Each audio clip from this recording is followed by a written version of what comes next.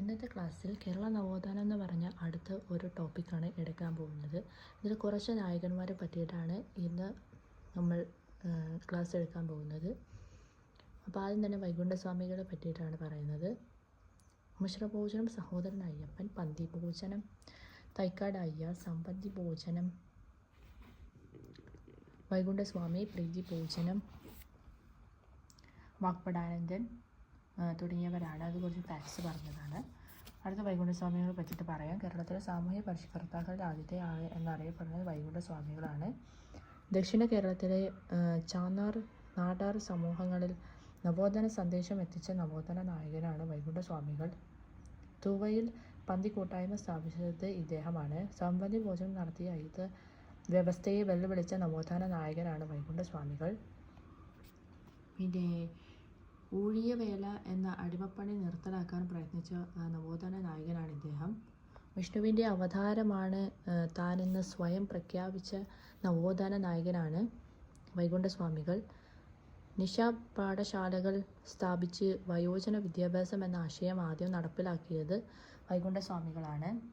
ജാതി ഒന്ന്, മതം ഒന്ന്, കുലം ഒന്ന്, ലോകം ഒന്ന് എന്ന സന്ദേശം നൽകിയ സാമൂഹ്യ പരിഷ്കർത്താവാണ് വൈകുണ്ഠസ്വാമികൾ.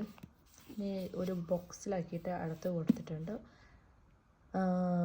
ഓൻ്റെ ജാതി, ഓൻ്റെ മതം, ഓൻ്റെ ദൈവം, ഓൻ്റെ ഉലകം, ഓൻ്റെ അരശ്, ഓൻ്റെ നീതി. ഇങ്ങനെ പറഞ്ഞത് വൈകുണ്ഠസ്വാമികൾ. ജാതി വേണ്ട, മതം വേണ്ട, ദൈവം വേണ്ട, മനുഷ്യനെ എന്ന സന്ദേശം നൽകിയത് സഹോദരൻ അയ്യപ്പനാണ്. ജാതിയെ വിധിക്കുന്നു, ജാതിയെ സ്ഥാപിക്കുന്നു, ജാതിയിൽ നിന്നിടുന്നു, ജാതി താൻ ഹിന്ദുമതം എന്ന് പ്രസ്താവിച്ച സഹോദരൻ അയ്യപ്പനാണ്. ഒരു ജാതി, ഒരു മതം, ഒരു ദൈവം, മനുഷ്യനെ എന്ന സന്ദേശം നൽകിയത് ശ്രീനാരായണ ഗുരുവാണ്. അദ്ദേഹം വൈകുണ്ഠസ്വാമിയോട് കുറച്ചുകൂടി നോക്കാം.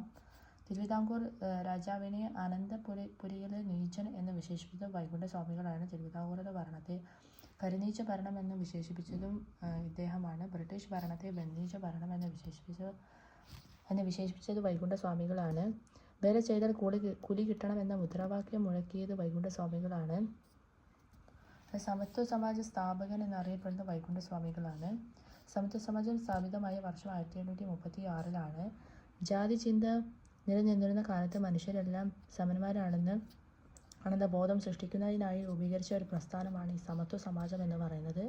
കേരളത്തിലെ ആദ്യത്തെ സാമൂഹ്യ പരിഷ്കരണ പ്രസ്ഥാനമായി പരിഗണിക്കപ്പെടുന്ന സമത്വ സമാജമാണ്.